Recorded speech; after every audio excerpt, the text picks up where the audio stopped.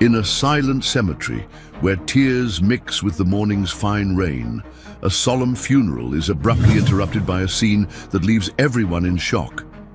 A majestic white horse, which belonged to the 7-year-old girl being buried, invades the ceremony and, ignoring desperate screams, begins to dig the newly closed grave with fierce determination. The mourners watch horrified as the animal digs tirelessly until, when they look inside the excavated hole, they discover something impossible.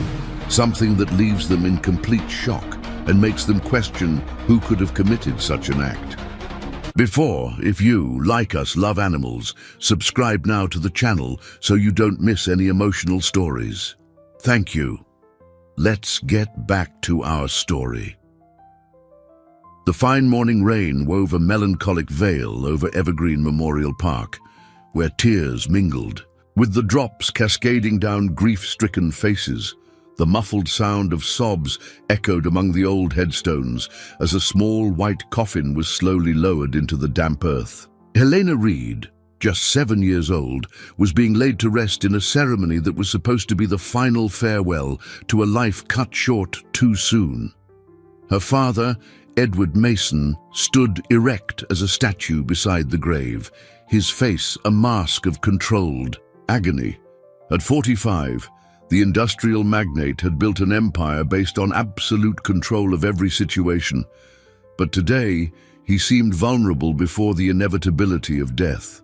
His immaculate black suit contrasted with the pallor of his skin, and his gloved hands firmly gripped the ivory cane he carried for elegance, not necessity. Across the grave, Martha Reed, Helena's maternal grandmother, observed her son-in-law with piercing eyes. At 70, she maintained the haughty posture that had always characterized her, but something in her gaze suggested a deep disquiet.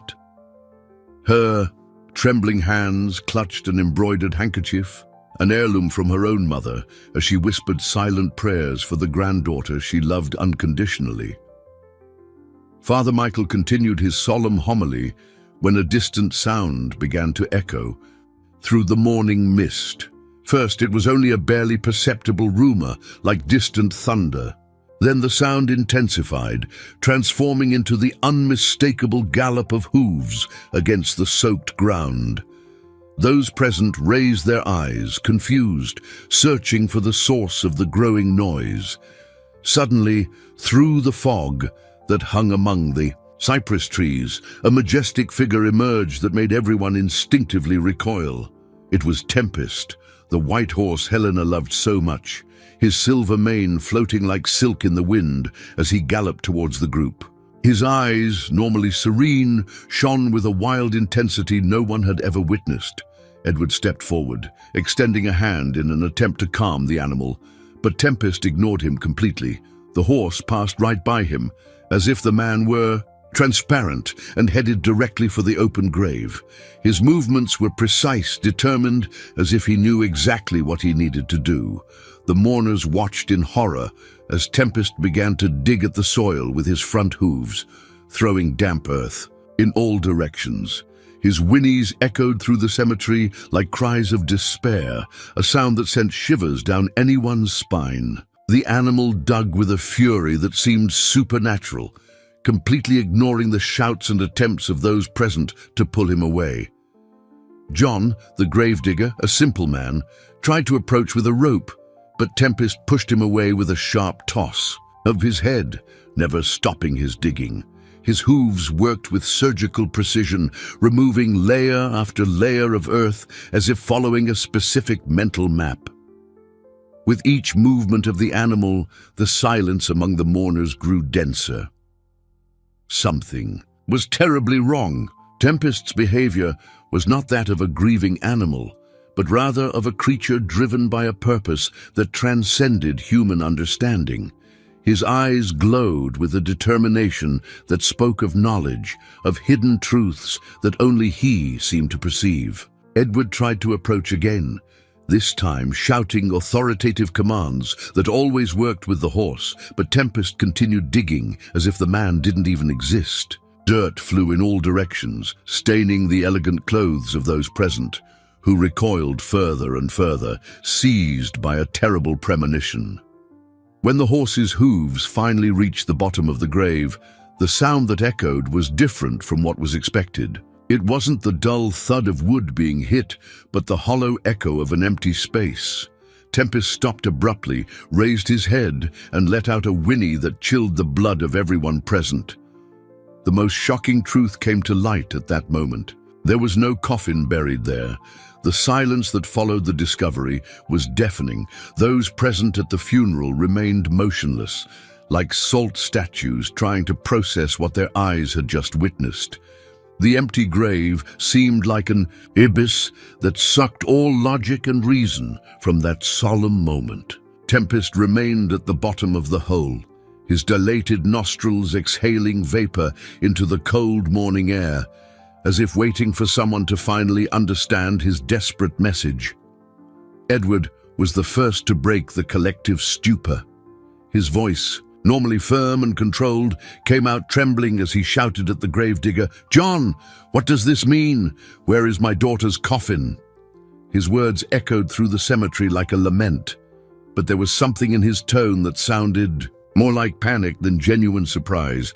John, the gravedigger, a 60-year-old man who had worked at that cemetery for over 3 decades, looked at the empty grave with an expression of complete perplexity.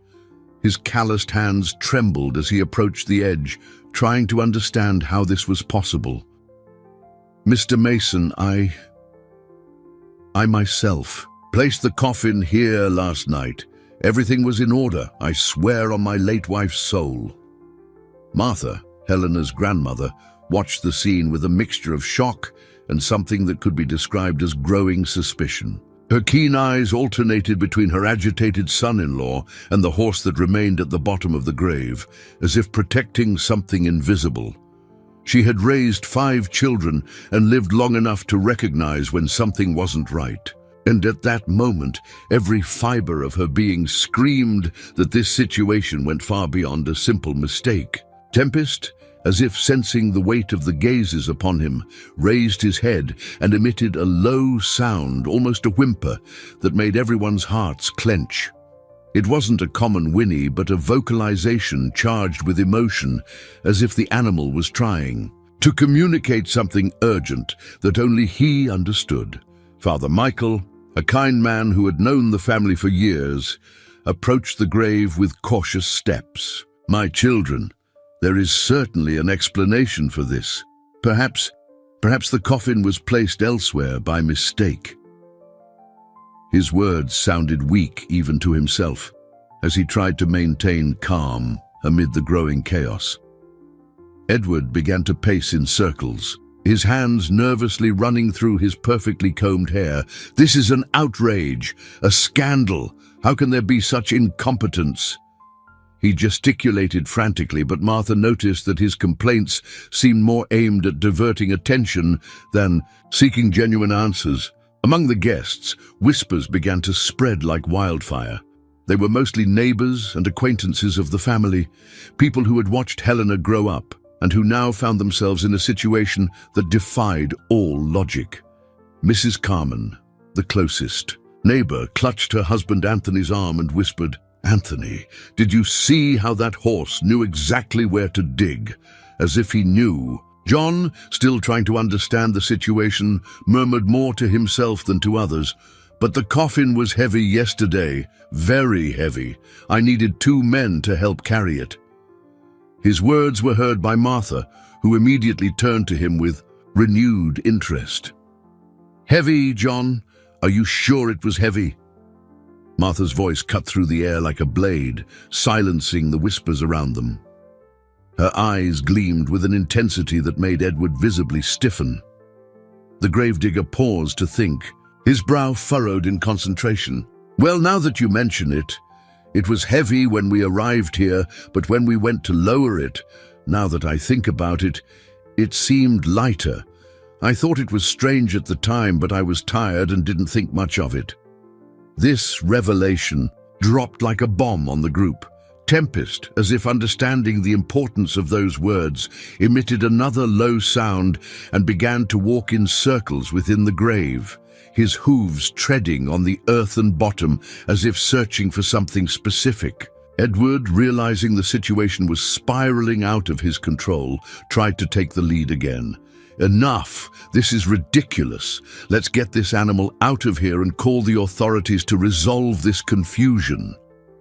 But when he tried to approach the grave, Tempest stared at him with an intensity that made him recoil instinctively. Martha stepped forward, her voice firm, cutting through the tension. "Edward, where exactly did you say Helena passed away?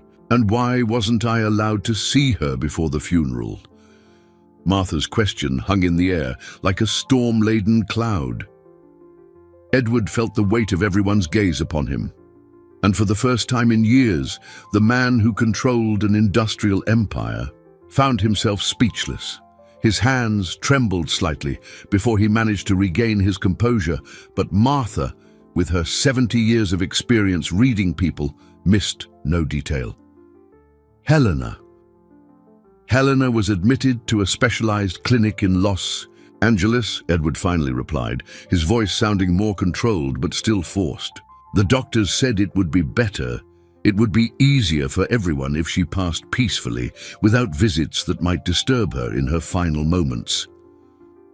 Martha narrowed her eyes, her memories of her granddaughter returning like powerful waves.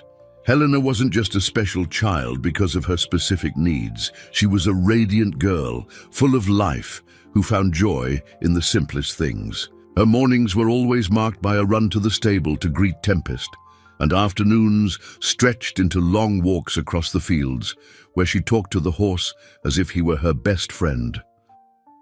"What exactly was the illness?" Martha insisted, stepping closer to her son-in-law. "When we talked on the phone last week, you only said she had a bad flu. How did a flu turn into this?" Tempest, still at the bottom of the grave, seemed to react to the mention of Helena. His ears perked up and he began to make circular movements, as he always did whenever the girl came to visit him. It was a behavior everyone there recognized, a dance of joy the horse always performed when he sensed the presence of his little companion. Edward cleared his throat, clearly uncomfortable with the public interrogation. "Martha, this is neither the time nor the place for medical discussions. We are all distraught, and we need to focus on finding Helena's coffin." But Martha was not willing to let the matter drop. Her memories of her last conversation with her granddaughter, just 10 days earlier, were crystal clear. Helena had called, excited, telling her about the new tricks she was teaching Tempest, about the drawing she was making for her father's birthday, about plans for the approaching school vacation. There was nothing in the girl's voice to suggest illness, much less anything terminal. "John," Martha turned to the gravedigger, completely ignoring Edward's growing discomfort. "You said the coffin was heavy when it arrived, but lighter at the time of the burial. Is that possible?" The simple man scratched his head, his honest eyes reflecting the genuine confusion he felt. "Mrs. Reed, in all my years working here, I've never seen anything like it. Coffins don't just get lighter on their own, unless—" He paused as if a terrible idea had crossed his mind. "Unless what, John?" Martha's voice was firm, encouraging. "Unless there was nothing inside it from the beginning, or someone removed what was inside after we arrived at the cemetery." The silence that followed these words was broken only by the sound of Tempest digging again, his hooves finding something that made a distinct metallic clinking sound. Everyone moved closer to the edge of the grave to see what the horse had uncovered. It was a small golden buckle, the kind used on children's shoes. Martha recognized it immediately. It was from Helena's special shoes, the ones she only wore on important occasions because they made her feet look like a princess. Edward visibly paled at the sight of the buckle, and Martha didn't miss his reaction. "These were the shoes Helena was wearing when you took her to Los Angeles. she said, not as a question, but as a statement. I don't remember details. About shoes, Edward stammered, but his voice sounded less and less convincing. Tempest, after finding the buckle, stopped digging and raised his head towards a specific part of the cemetery. His eyes fixed on a distant point among the trees, and he emitted a low whinny, almost a call. It was as if he was trying to communicate a direction, a path that only he knew. Father Michael, who had remained silent watching the situation unfold, finally spoke. My children, perhaps we should call the authorities. This situation is beyond our comprehension. But before anyone could respond, Tempest did something that left everyone breathless. He looked directly at Martha and nodded his head, as if agreeing with something that only he and she understood. Then the horse leapt gracefully out of the grave and began to walk slowly towards the trees, stopping every few feet to look back, as if inviting someone to follow him. Martha felt her heart race. Every maternal and grandmotherly instinct she possessed screamed that Helena was alive, somewhere waiting to be found. 3 days had passed since the interrupted funeral, and the Mason estate had become a place of palpable tension. Edward had managed to convince local authorities that it was an administrative error by the cemetery, using his influence and connections to avoid a deeper investigation. But within the walls of his property, a silent battle was being waged. Charles Stone, the farm's horse handler, watched Tempest with growing concern. At 52, Charles had dedicated his life to animal care, and he had never witnessed behavior like the white horse displayed since the funeral. The animal adamantly refused to eat, standing for hours, staring fixedly in the same direction, always towards the mountains rising north of the property. "Come on, boy, you need to eat," Charles murmured softly, bringing a bucket of fresh oats closer to the horse. But Tempest didn't even lower his head to sniff the food. His eyes, normally serene and confident, shone with an intensity that made Charles uneasy. Charles had started working on the estate when Helena was just 3 years old. He vividly remembered the first meeting between the girl and the white foal that Edward had bought as a birthday present for his daughter. The connection between them had been instantaneous and magical, something Charles, even with all his experience, had never witnessed before. Helena used to spend hours in the stable talking to Tempest in her imaginative, childish language. She invented stories about knights and princesses, always with Tempest as the main hero. The horse, in turn, showed extraordinary patience and gentleness with the girl, allowing her to brush him, adorn his mane with flowers, and even nap leaning against his flank during hot summer afternoons. "Where is she? Isn't she?" Charles whispered to Tempest, gently stroking his neck. "You know she's not gone. You know she's somewhere needing help." As if responding to the question, Tempest emitted a low sound and turned his head towards Charles, his large, expressive eyes seeming to plead for understanding. It was a look that spoke of urgency, of secrets only he knew, of a truth that desperately needed to be revealed. Charles had noticed other strange things in recent days.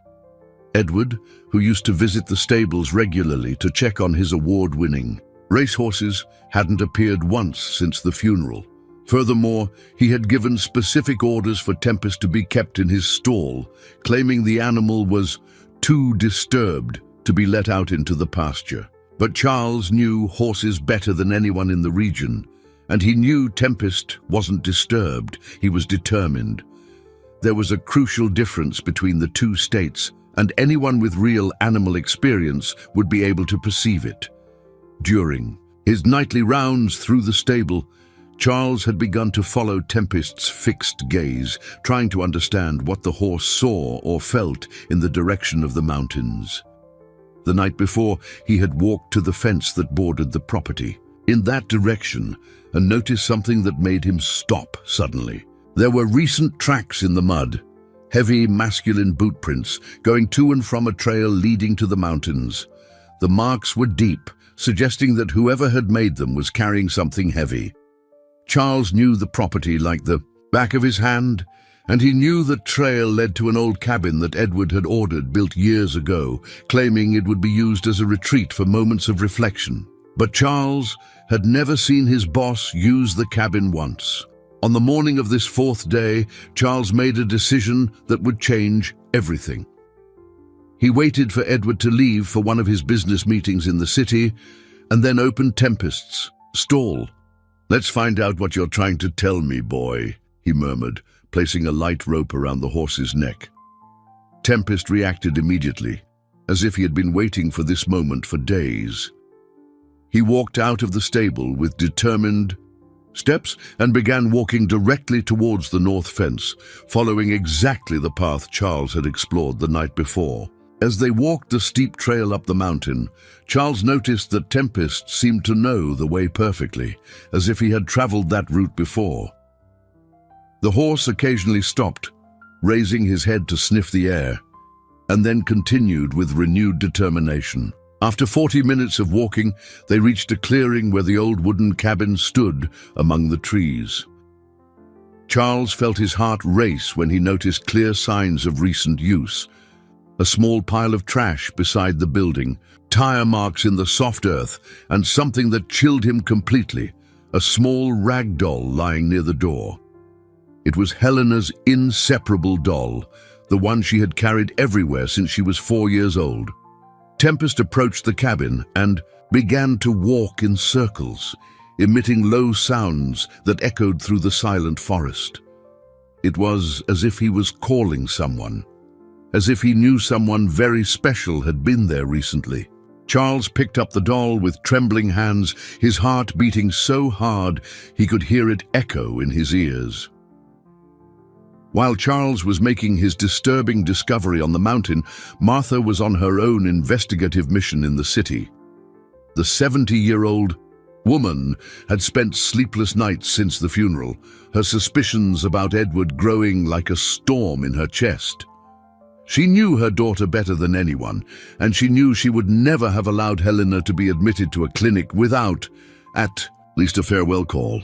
Sitting in the modest office of Private Detective Robert Davidson, Martha watched the 50-year-old man carefully examine the few documents she had managed to gather. Robert was a former police officer who had opened his own practice after retiring, known in the city for his discretion and efficiency in sensitive cases. "Mrs. Reed, I need to be honest with you," Robert said, adjusting his glasses as he studied the papers. "The documents Edward presented to the authorities regarding Helena's admission are curious. There are some inconsistencies that caught my attention." Martha leaned forward, her eyes shining with a mixture of hope and apprehension.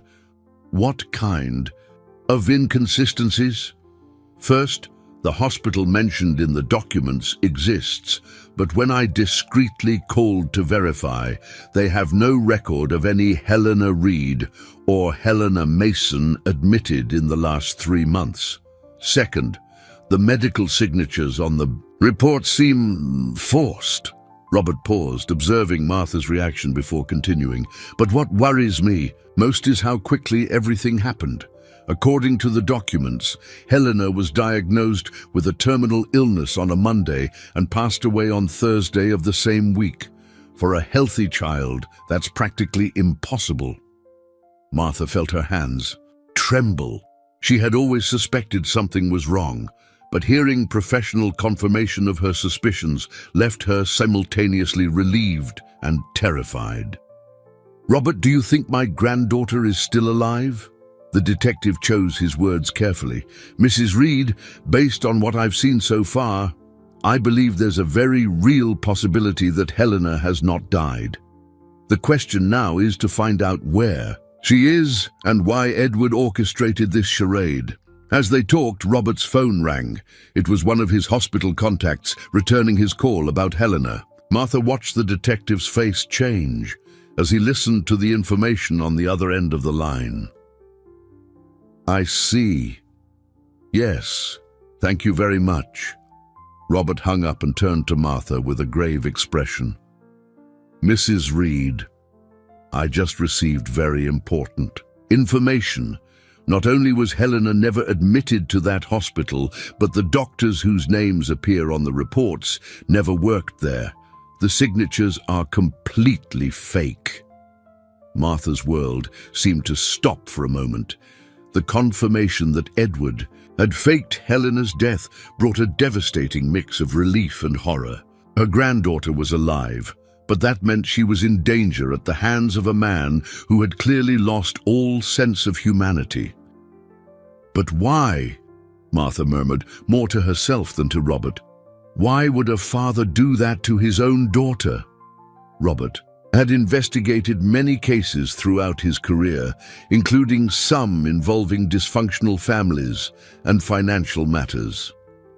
Mrs. Reed, based on what I know about Edward Mason, I believe this may be related to his personal and professional life. He has international expansion plans for his company, and there are rumors of an imminent marriage to Victoria Sterling, the socialite. Martha knew Victoria superficially, a cold and calculating woman who made it clear she had no patience for children, especially those with special needs like Helena. Do you think, Edward, that he did this to get rid of Helena? It's a possibility we need to consider, Robert replied gravely. Children with special needs can be seen as obstacles by people obsessed with public image and social status. Martha felt nauseated at the thought of the coldness this represented. Helena was a sweet, innocent child who brought joy to everyone around her. The idea that her own father saw her as a problem to be eliminated was almost unbearable. Robert, what do we do now? She asked, her voice laden with determination despite the pain. First, we need to find physical evidence to prove our suspicions. Second, we need to find out where Helena is being held, because if our theory is correct, she is in imminent danger. At that moment, Martha's phone rang. It was Charles, the horse handler, his voice trembling with excitement and fear. Mrs. Reed, you need to come here urgently. Tempest led me to a cabin on the mountain, and I found Helena's doll, the one she always carried. Martha jumped up, her heart pounding. Charles, are you sure it's her doll? Absolutely, Mrs. Reed. And there's more. There are signs that someone has been here recently. Food, trash, tire marks. This cabin has been used in the last few days. Robert, who had overheard the conversation, immediately stood up and grabbed his keys. Mrs. Reed, I think we just found out where Helena is being held. As they rushed out of the office, Martha felt a mixture of hope and terror growing in her chest. Her granddaughter was alive, but every passing minute could be crucial to saving her from the hands of a man who had proven capable of anything. The dirt road leading to the Mason estate had never seemed so long to Martha. Sitting in the passenger seat of Robert's car, she clutched Helena's doll to her chest, her tears dampening the worn fabric that still held the faint scent of her granddaughter.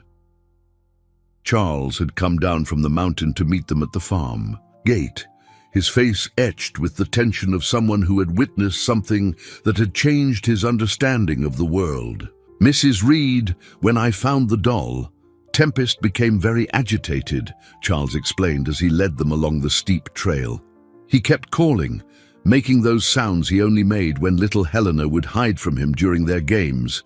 It was as if he knew she was nearby but couldn't find her.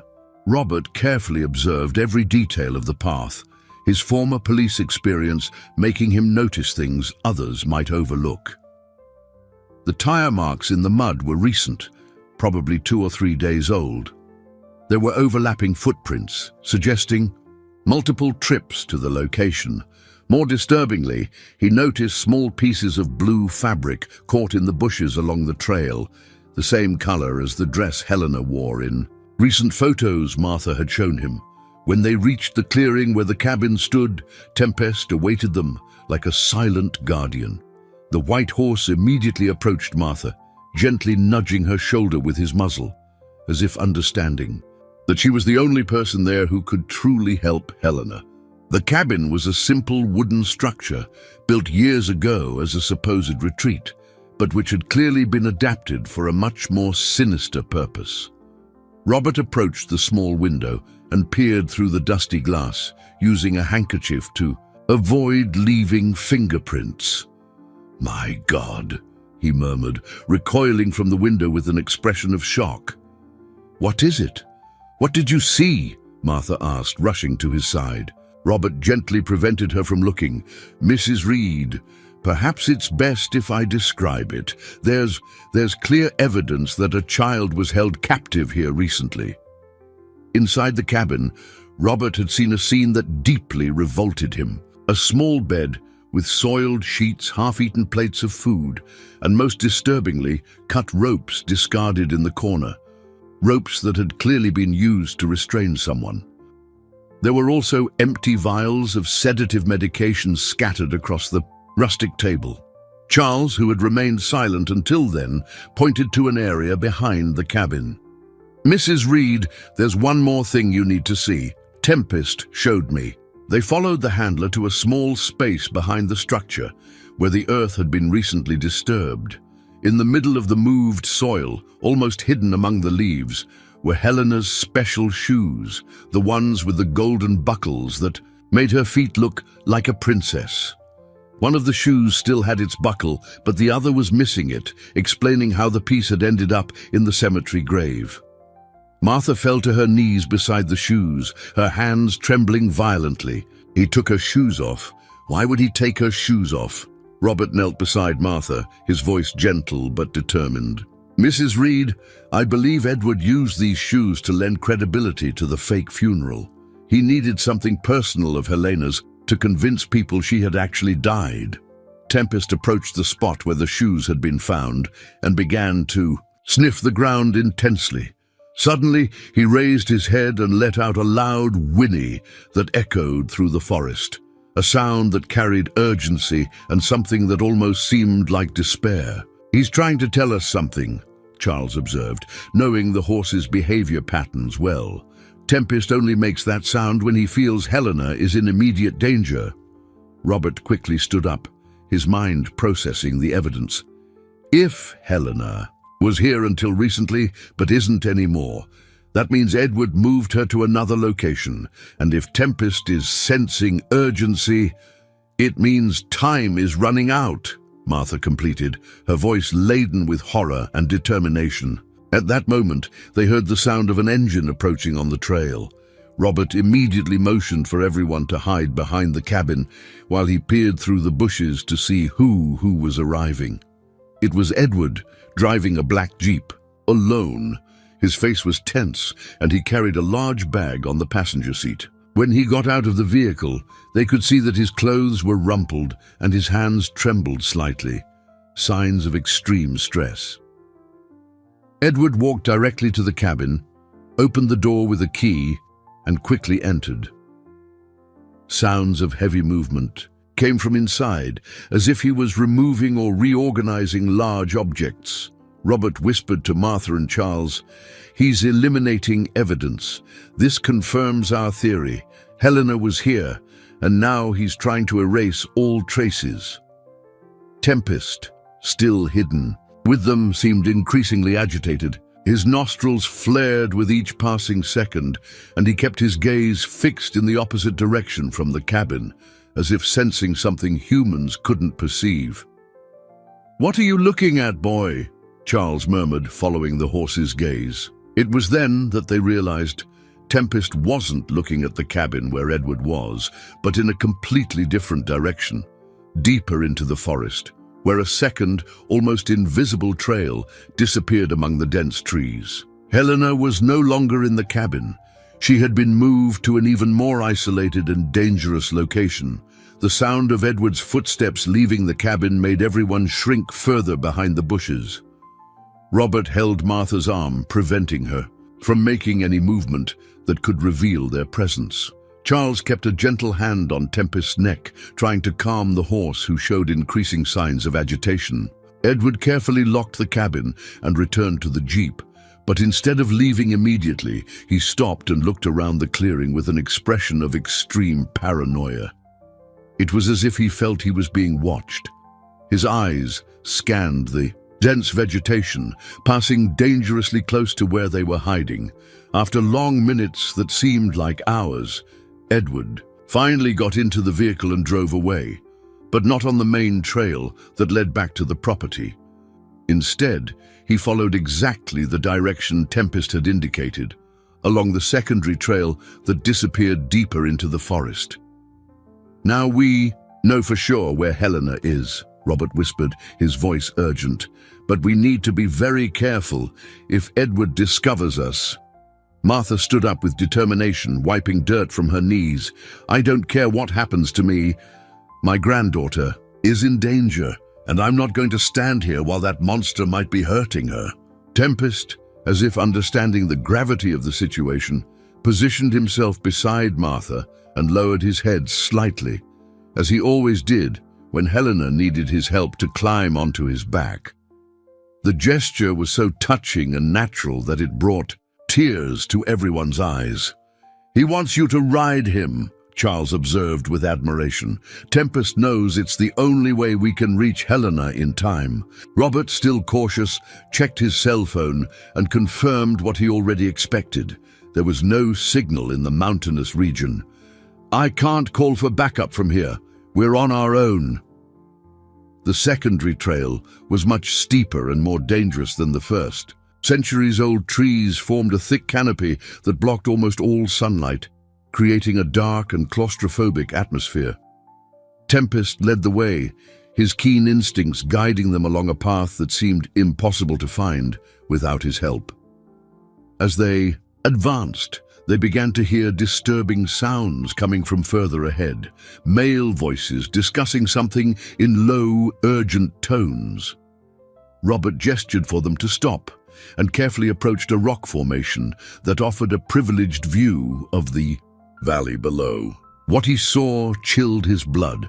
In a clearing surrounded by steep cliffs, there was a second, much more primitive cabin. Edward was there, talking animatedly with two large, menacing-looking men. One of them held an open briefcase full of money, while the other pointed to the cabin with gestures that clearly indicated some kind of negotiation. But what shocked Robert most was seeing Edward handing documents to the men, documents that appeared to be passports and travel papers. It was obvious that some kind of transaction was being finalized, and the nature of that transaction was too terrible to fully contemplate. Robert crawled back to where Martha and Charles awaited with Tempest. "Mrs. Reed, the situation is more serious than we imagined. Edward isn't just hiding Helena, he's handing her over to other people." The words hit Martha like a punch to the stomach. "What do you mean? There are men down there receiving money and documents from Edward. They appear to be intermediaries, people who make children disappear permanently." The reality of the situation became crystal clear to all of them. Edward hadn't just temporarily kidnapped Helena out of shame or convenience. He was getting rid of her permanently, handing her over to people who would take her far away, where she would never be found. Tempest, as if sensing the growing urgency of the situation, began to show signs of extreme agitation. He struck the ground with his hooves, his dilated nostrils picking up scents humans couldn't detect. Suddenly, he raised his head and let out a loud, clear whinny that echoed throughout the mountain. The sound had an immediate and unexpected effect.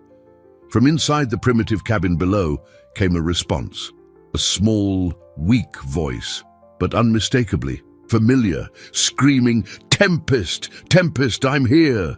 It was Helena, alive, conscious, and clearly recognizing the voice of her dearest companion. Martha couldn't contain herself. Tears streamed from her eyes as she whispered, "My girl, my dear, Helena!" But the joy of the moment was quickly replaced by terror when they saw Edward and the two men exiting the cabin, clearly alarmed by the child's scream. Edward gesticulated frantically, pointing in the direction from which the whinny had come. "They know we're here," Robert murmured, his former police mind already formulating escape and rescue strategies. It was then that Tempest made a decision that would change everything. Without warning, the white horse bolted down the slope towards the clearing, completely ignoring Charles's shouts for him to stop. His hooves thundered against the rocks as he descended like a white avalanche, his mane flying like war banners. The men below scattered in a panic when they saw the massive horse coming towards them. Edward yelled something inaudible and ran towards a third vehicle hidden behind the cabin. Tempest reached the clearing like a force of nature, positioning himself directly between the cabin where Helena was trapped and the men trying to escape. His whinnies echoed through the mountain like declarations of war, and for the first time since the funeral, he seemed truly fierce. It was the decisive moment. The battle for Helena's life had begun, and a white horse was her first and most improbable protector. The chaos that followed Tempest's arrival in the clearing was like an explosion of pure energy. The white horse moved with an agility and ferocity no one had ever witnessed, systematically blocking all attempts by the men to approach the cabin where Helena was trapped. His whinnies echoed through the mountains like battle cries, and his eyes glowed with a determination that bordered on the supernatural. Edward, in absolute panic, shouted contradictory orders to the two henchmen as he tried to reach the getaway vehicle. "Get that animal away! Grab the child and let's go!" His voice had lost all aristocratic composure, revealing the desperation of a man who saw his meticulously laid plans crumbling before his eyes.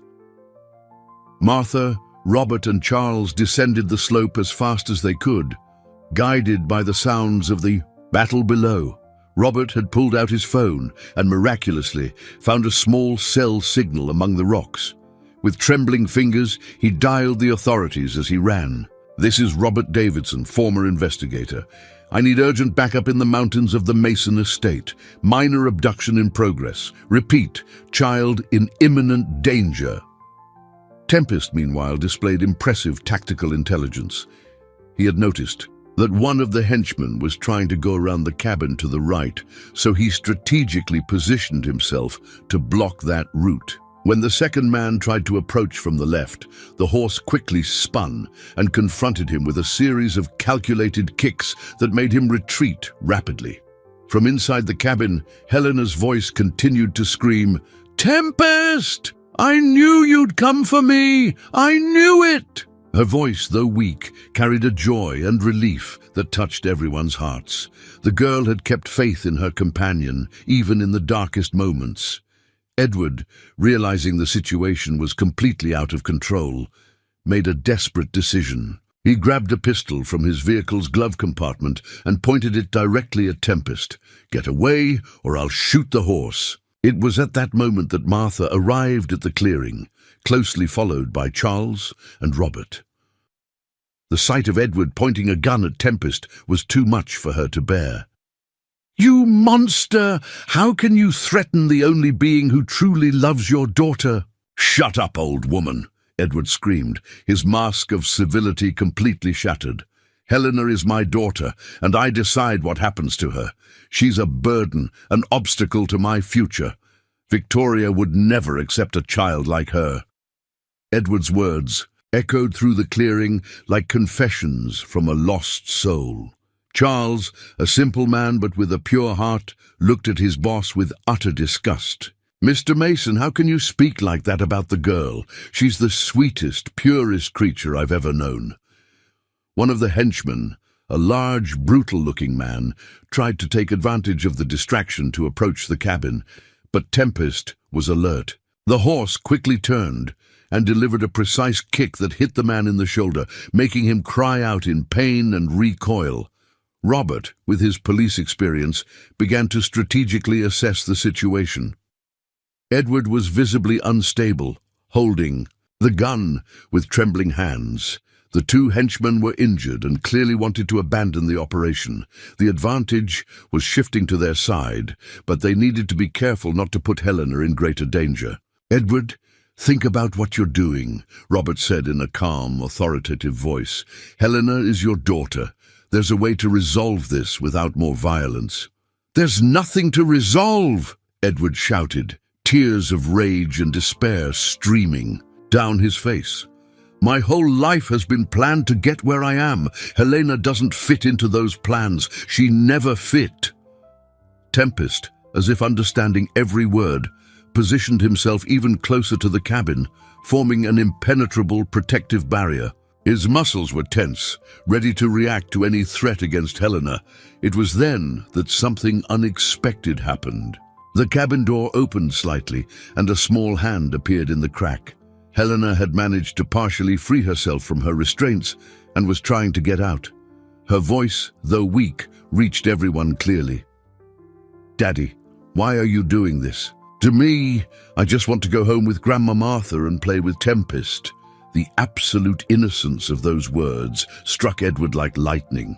For a moment, his hand trembled and the gun lowered slightly. It was as if Helena's voice had temporarily broken through the wall of coldness he had built around his heart, but the hesitation lasted only seconds.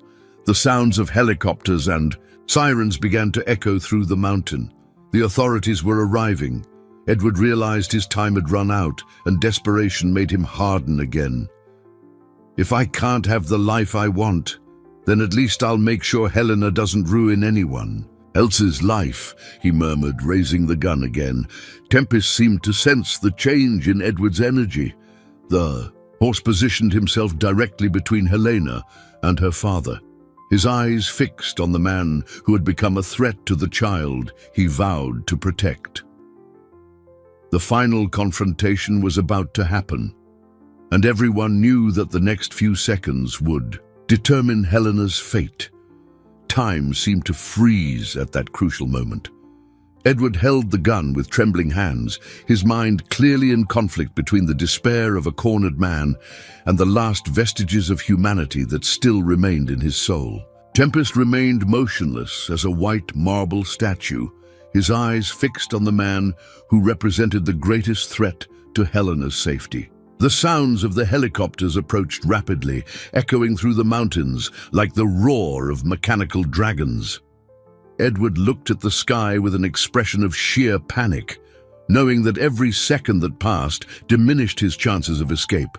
The two henchmen, realizing the operation had failed completely, began to retreat towards the dense forest, abandoning Edward to face the consequences alone. "Don't abandon me!" Edward shouted at the fleeing men. "You were paid to finish this job!" But they had already disappeared among the trees, taking with them the briefcase full of money and leaving behind only the echo of broken branches and trampled leaves. Edward was alone, confronted for the first time in his life with the real consequences of his actions, without his money or influence to protect him. Helena, taking advantage of the distraction, managed to open the cabin door a little wider.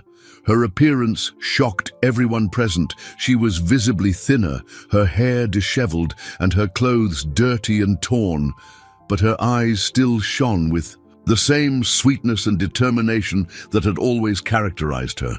"Tempest," she whispered, extending a small, trembling hand towards the horse. "You came to save me, didn't you? I knew you'd find me." The horse reacted immediately to Helena's voice. He turned slightly, keeping Edward always in his line of sight, but extending his neck so the girl could touch his forehead. The moment of connection between them was so pure and moving that even Robert felt tears well up in his eyes. Martha, taking advantage of Edward being momentarily distracted by the sound of the helicopters, began to move slowly towards the cabin. Each step was calculated, silent, like a determined grandmother who would risk everything to save her granddaughter. "Helena, my dear," she whispered when she was close enough for the girl to hear her. "Grandma's here, you're safe now." Edward noticed Martha's movement and quickly pointed the gun in her direction. "Stay where you are, old woman. Don't come a step closer." It was at that moment that Charles made a courageous decision. The simple, Handler, who had dedicated his life to animal care and who loved Helena as if she were his own granddaughter, began to speak to Edward in a calm, paternal tone. "Mr. Mason, I've worked for you for 15 years.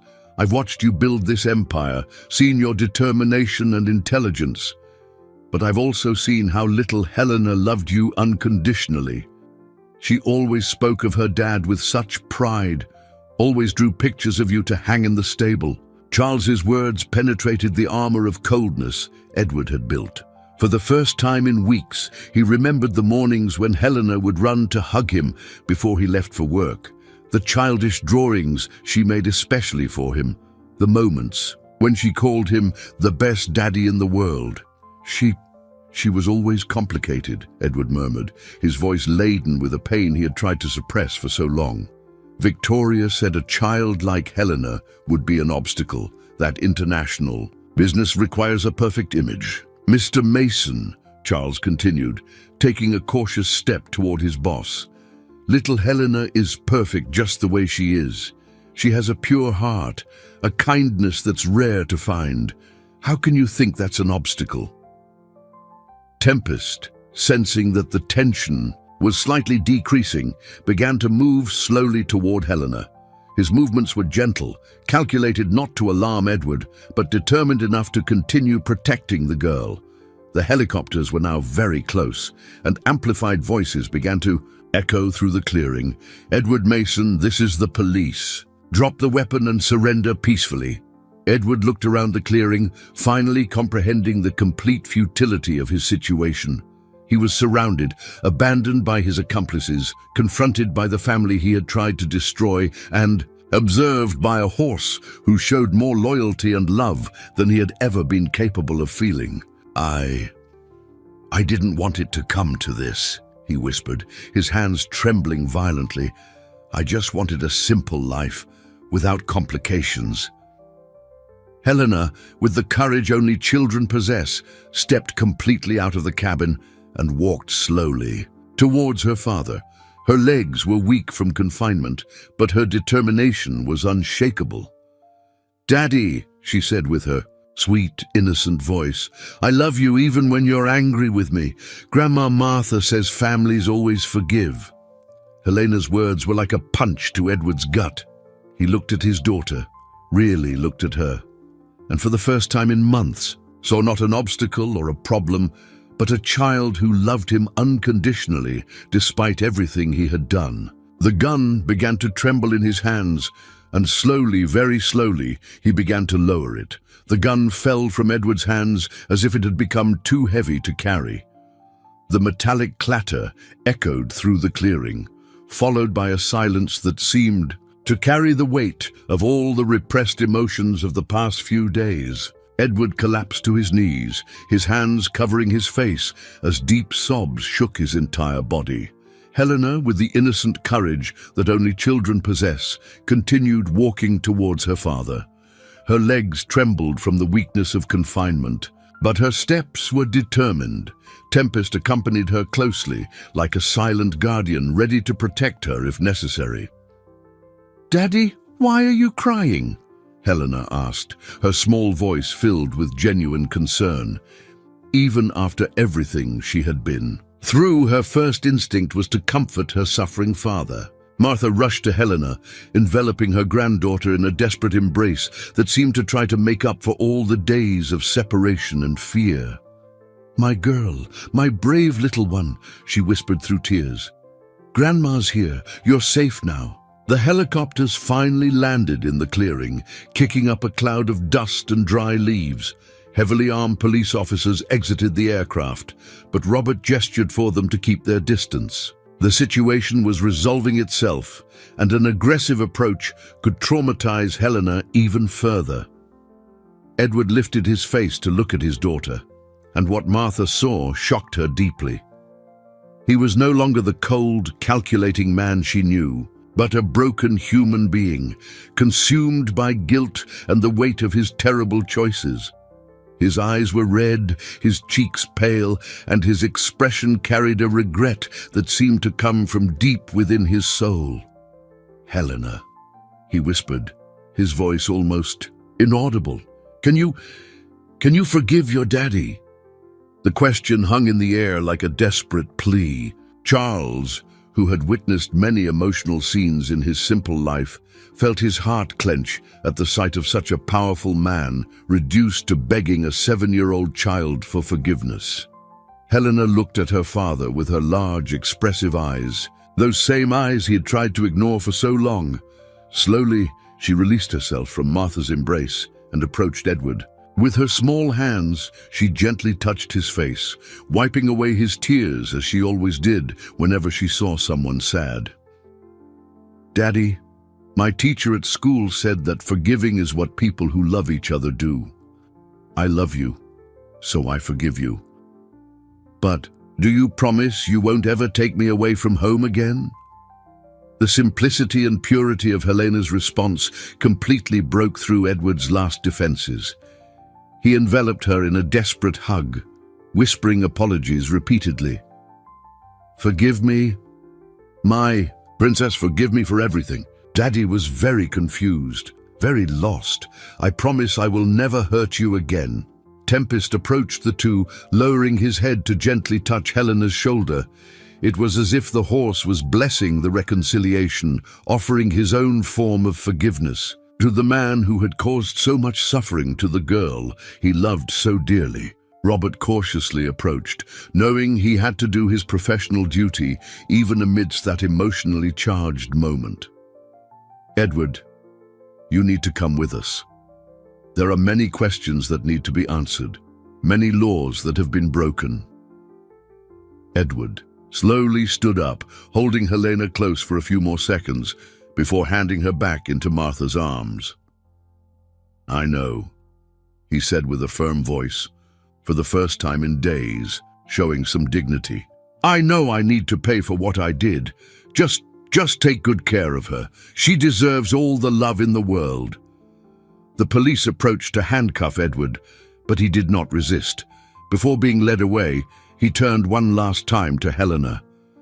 "Princess, Daddy will be away for a while, but I want you to know that you are the most precious thing in his life.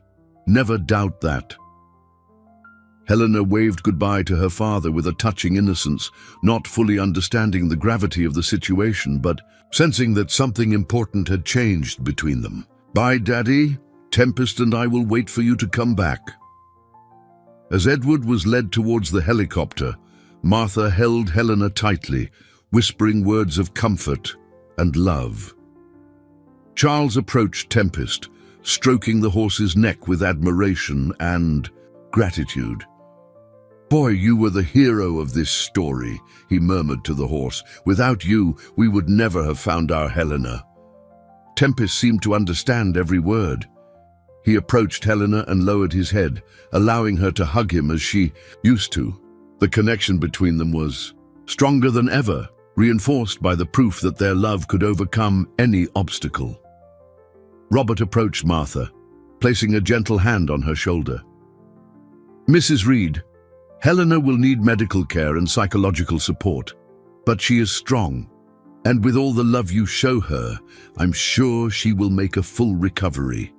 Martha nodded, tears of relief still streaming down her face. She's a fighter, as she always has been, and now she has Tempest back. She has her family. She has everything. She needs to heal. The sun began to set behind the mountains, painting the clearing with golden hues that seemed to symbolize a new beginning. Helena, leaning on Tempest, watched the lights of the helicopters preparing to depart, unaware that she was witnessing the end of a nightmare and the beginning of a new life. 2 weeks had passed since Helena's rescue, and the Mason estate had transformed into a completely different place. Under the legal guardianship of Martha, who had taken custody of her granddaughter, the large house had regained the sounds of childish joy that had been absent for so long. Helena's laughter echoed through the corridors, mingled with the soft sound of Tempest's hooves on the stone patio. Dr. Marina Hayes, the child psychologist recommended by Robert, watched Helena playing in the garden through the window of the office that now served as an improvised therapy room. The 40-year-old professional, specializing in childhood trauma, had been impressed by the girl's resilience, although she knew that the healing process would be long and delicate. "How is she adapting at home?" Dr. Hayes asked Martha, who occupied a comfortable chair beside the mahogany desk Edward used for his business. Martha looked out the window, watching Helena teach Tempest to dance to the tune of a song she hummed. "She still has nightmares, especially in the early hours of the morning. But when that happens, she asks to see Tempest, and that calms her down immediately." The connection between Helena and Tempest had become even deeper after the trauma. The horse seemed to have developed a sixth sense for the girl's emotional needs, always positioning himself close to the house during the night and reacting instantly when she needed comfort. Charles had become much more than a horse handler.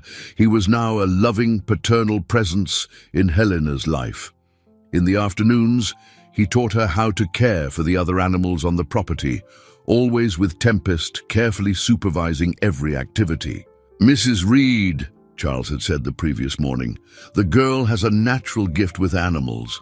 They trust her in a way I've never seen before. It's as if she speaks their language." Robert continued to visit regularly, no longer as a detective, but as a family friend who genuinely cared about Helena's well-being. He had become a positive male figure in her life, helping to partially fill the void left by her father's absence. Edward's trial was set for the following month, and although Martha knew it would be a difficult period, she was determined to protect Helena from any additional trauma. The lawyers had ensured that the girl would not have to testify in person, and that her testimony would be recorded in a safe and familiar environment.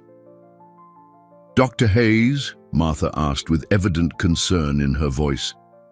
"Helena asks about her father. Sometimes. How should I respond?" The psychologist chose her words carefully. "Age-appropriate honesty is essential. Helena is an intelligent and perceptive child. She knows that something very serious happened, but she doesn't need to know all the sordid details." During her individual sessions with Helena, Dr. Hayes had been impressed by the girl's emotional maturity. Using art therapy techniques, Helena had created drawings that told her own version of the story, always with Tempest as the central hero, always with an ending where the whole family was reunited and happy. "Tempest is my guardian angel," Helena had explained during a session, carefully coloring the horse's silver mane in her drawing. "He always knew where I was, even when I didn't know where I was." Robert's investigations had revealed disturbing details about Edward's plans. Victoria Sterling had been questioned and admitted partial knowledge of the scheme, but claimed she never imagined Edward would go to such drastic extremes. She had called off the engagement immediately and left the country, thus avoiding further legal complications. Edward's company was being managed by a temporary board of directors, and all assets were being evaluated to ensure Helena's financial future. Ironically, the girl he had seen as an obstacle to his wealth would now be the heiress to the entire empire he had built. "Money can't buy back lost time," Martha reflected to Dr. Hayes. "But at least it will ensure that Helena has all the opportunities she deserves when she grows up." At the special needs school where Helena had been enrolled, teachers reported remarkable progress. Her concentration had improved, and she showed extraordinary empathy for other children facing similar challenges. "Helena has an inner light that no trauma could extinguish," her main teacher commented during a meeting with Martha. "She helps other children when they are sad and always talks about Tempest as if he were magic." At night, when Martha tucked Helena into bed, they developed a special ritual. Helena would tell a story about her imaginary adventures with Tempest, always involving missions to help other animals or children in need. It was her way of processing the trauma by transforming it into narratives of heroism and hope. "Grandma," Helena had said the night before, her eyes shining with the premature wisdom that suffering sometimes brings to children. "I think Tempest and I were made to take care of each other, like you and me." Martha had hugged her granddaughter, with tears in her eyes, amazed at a child's ability to find meaning and purpose, even in the most difficult experiences. Dr. Hayes closed her notes and smiled at Martha. "Helena is on the right path to a full recovery. She has something many children in similar situations don't have, a network of unconditional love and a special connection that gives her strength." Through the window, they could see Helena mounted on Tempest, the two walking slowly through the flowering garden, as if dancing a silent waltz of healing and renewal. The courtroom was packed with journalists, curious onlookers, and people who had followed the case through national media. The story of the horse who had exposed a kidnapping by interrupting a fake funeral had captured the public's imagination, transforming Tempest into a kind of national hero. But for Martha, who occupied a seat in the front row, that moment represented much more than a media spectacle. It was the day the truth about Edward would be officially recognized. Helena was at home under the care of Charles and Dr. Hayes, protected from the media circus the trial had become. Martha had insisted that the girl did not need to witness that moment, although she knew she would eventually have to explain the outcome to her granddaughter. Edward entered the courtroom escorted by two officers, his simple prison attire contrasting dramatically with the elegant suits he used to wear. He had lost weight during his weeks in prison, and his face bore the mark of genuine guilt and remorse. When his eyes met Martha's, he lowered his head in a gesture of deep shame. The prosecutor, Mr. Franklin Davies, an experienced man with graying hair, presented a devastating case against Edward. He meticulously described how the defendant had forged medical documents, bribed cemetery officials, and conspired to make his own daughter disappear permanently. "Ladies and gentlemen of the jury," Mr. Davies said with a firm voice, "this is not just a kidnapping case. It is a case of a father who was willing to sacrifice the life of his innocent daughter for greed and personal ambition." Robert was called as a key witness, recounting every detail of the investigation that had led to Helena's rescue. His voice choked when he described the state in which they found the girl in the cabin, weak and confused, but still maintaining her unwavering faith that Tempest would come save her. Charles also testified, his simple but powerful voice touching the hearts of everyone in the courtroom. "That horse knew," he said, looking directly at Edward. "Tempest knew something was terribly wrong, and he didn't rest until he found the girl. Animals feel what sometimes we humans can't see." When it was Edward's turn to speak in his own defense, the courtroom fell into absolute silence. He slowly stood up, his hands trembling slightly as he prepared for the most important words of his life.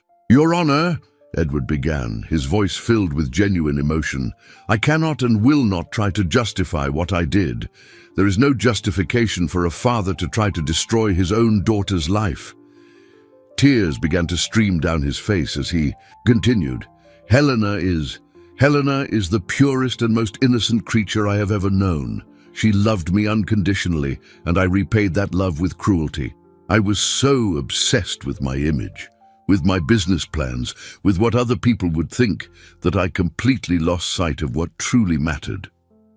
Edward paused, wiping his eyes before continuing. "During my weeks in prison, I had time to reflect on who I had become. I turned into a monster, willing to sacrifice my daughter's happiness for selfish goals. Victoria told me that a child like Helena would be an obstacle, and I was too weak to defend her." The courtroom remained in sepulchral silence as Edward struggled to find adequate words to express his remorse. "I know I don't deserve forgiveness," he said, looking directly at where Martha was sitting. I know I can never undo the trauma I caused Helena, but I want everyone to know that what I did was a product of my own weakness and greed, not any deficiency in my daughter. Helena is perfect, exactly as she is." Edward took a deep breath before making his final statement. "I accept any punishment this court deems appropriate. I only—" "Ask that, please. You protect Helena from me.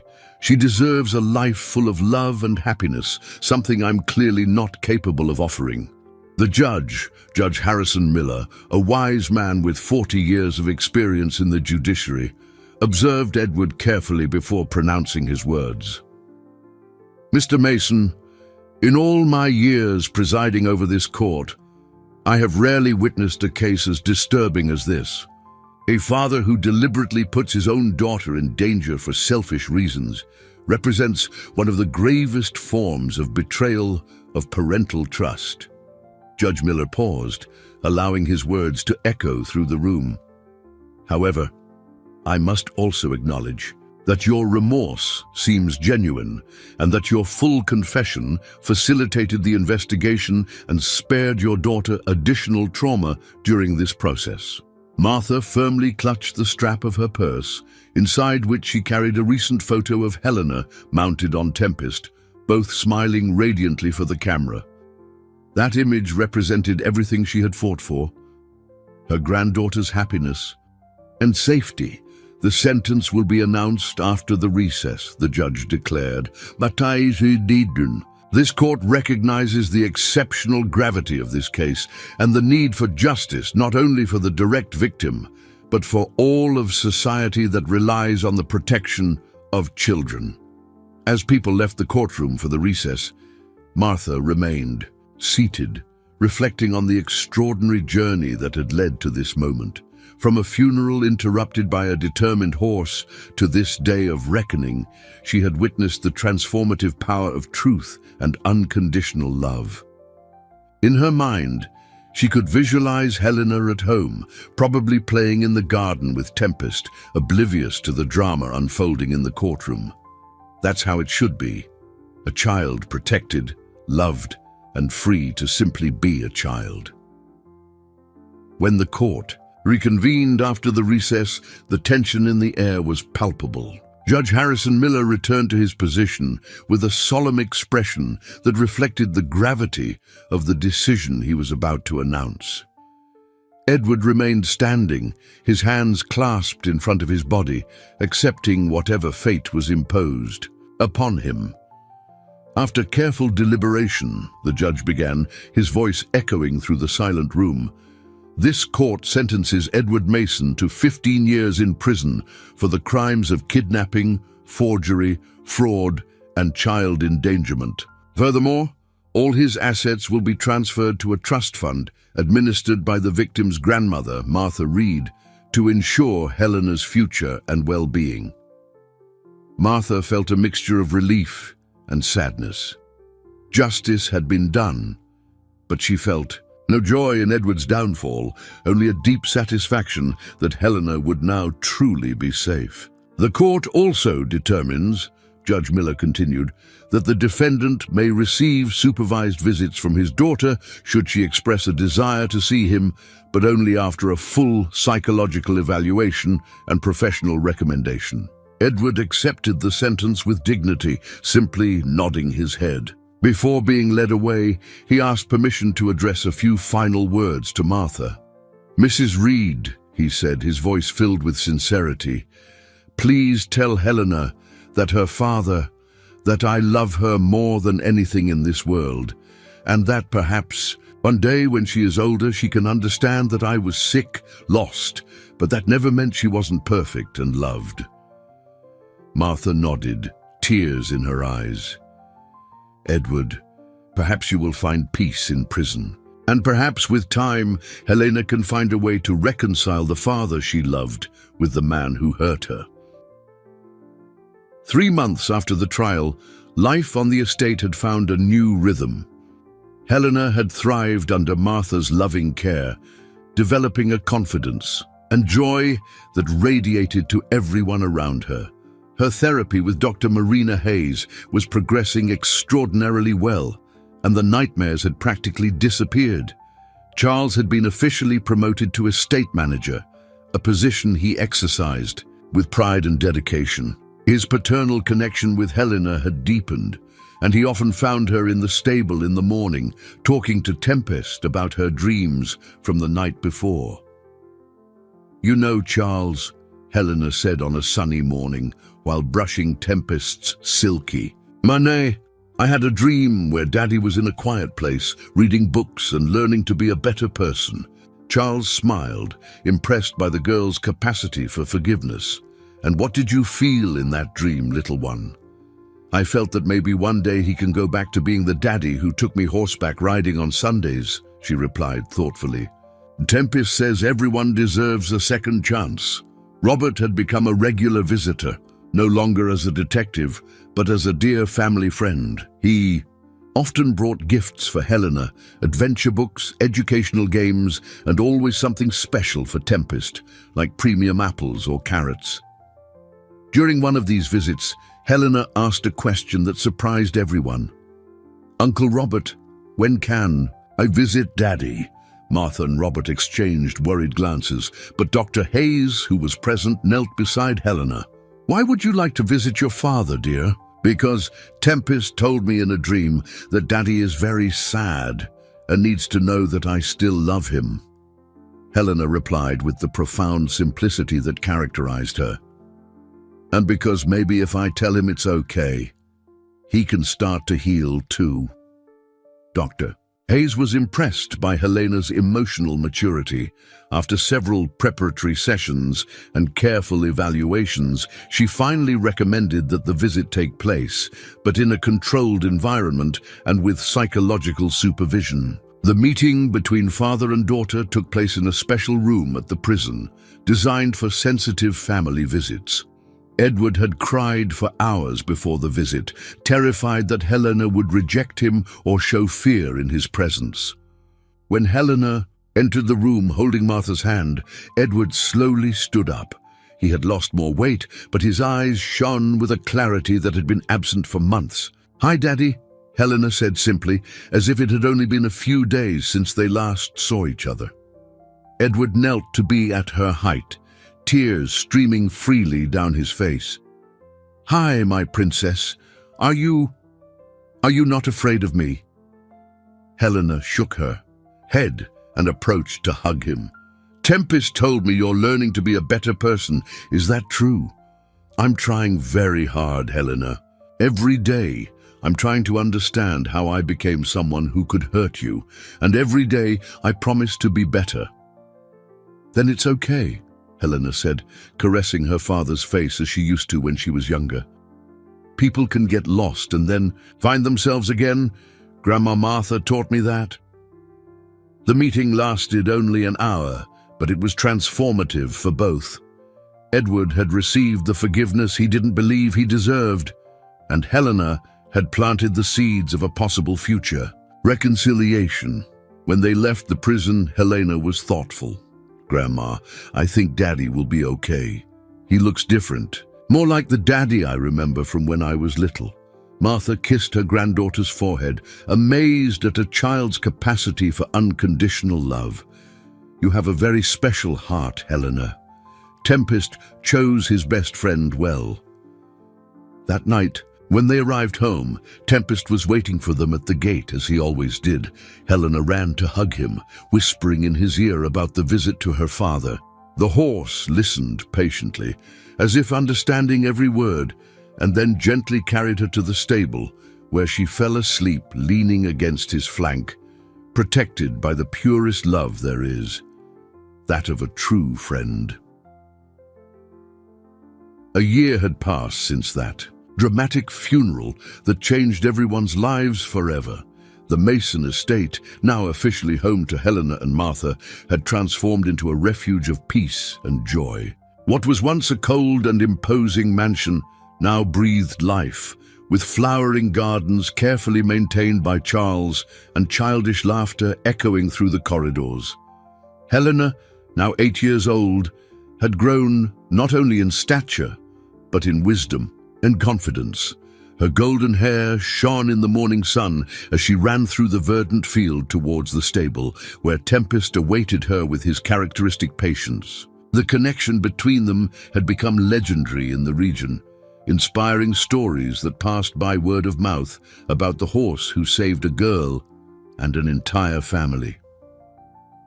"Good morning, my hero," Helena whispered in Tempest's ear, as she did every morning. The horse responded with a soft puff of air, gently touching the girl's face with his muzzle. It was a ritual of love and gratitude that would never lose its meaning. Martha watched from the porch of the house, a steaming cup of coffee in her hands and a serene smile on her face. At 71, she had found renewed energy in caring for Helena. The responsibility had brought purpose and joy to her golden years, proving that it's never too late to start over. "Mrs. Reed," Charles approached, respectfully removing his hat. "The school called. They want to know if Helena can do a presentation about Tempest for the other children. It seems our girl has become a little celebrity," Martha chuckled softly. Helena had truly become special in the community. Her story of survival and forgiveness had touched many hearts, and she often received letters from children across the country who had heard of her friendship with Tempest. Dr. Marina Hayes had officially concluded Helena's treatment the previous month, declaring that the girl had not only fully recovered from the trauma, but had emerged from the experience with extraordinary emotional maturity. "Helena has a rare gift," the psychologist had explained to Martha. "She transformed her pain into compassion, her experience into wisdom." Robert continued to be a constant presence in their lives, now more like an adopted uncle than a detective. He had recently married a teacher from Helena's school, and the couple frequently visited the property for family dinners full of laughter and stories. Edward had undergone a remarkable transformation in prison. He participated in rehabilitation programs, studied child psychology to better understand Helena's special needs, and wrote weekly letters to his daughter, letters full of love, regret, and hope. Helena responded to all of them, her simple but profound words demonstrating a forgiveness that continued to heal her father's heart. "Daddy is learning to be kind to himself," Helena had explained to Martha after reading the most recent letter. "He says Tempest taught him that everyone deserves love, even people who make big mistakes." The property had become a sanctuary, not just for Helena, but for other children with special needs. Martha had established an equine therapy program where local children came to interact with Tempest and other horses under the supervision of specialized therapists. Helena frequently helped as a little mentor, sharing her special connection with the animals. "Did you see how Joaquin smiled when Tempest touched his hand?" Helena had commented enthusiastically after a recent session. "Horses know when someone needs a friend." On this special anniversary morning of the truth's discovery, Helena had prepared a surprise.